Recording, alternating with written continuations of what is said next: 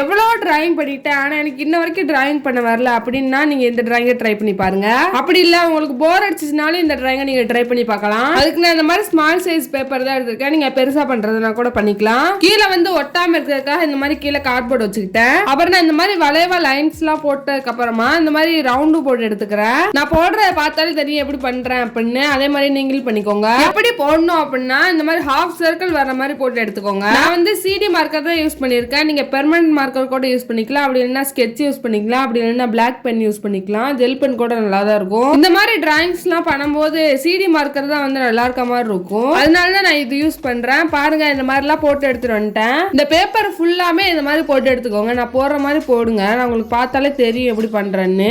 ஒரே அளவுலேயே போடாம இந்த மாதிரி சின்னதும் பெருசும் சின்னது பெருசுமா போட்டீங்கன்னா உங்களுக்கு பார்க்க வந்து நல்லா இருக்கும். அப்படியே வந்து உள்ள போற மாதிரி இருக்கும். இப்படி பண்ணீங்கன்னா நீங்களே இதை ட்ரை பண்ணி பாருங்க. அப்படியே இந்த டிராயிங் எப்படின்னு கமெண்ட் பண்ணுங்க.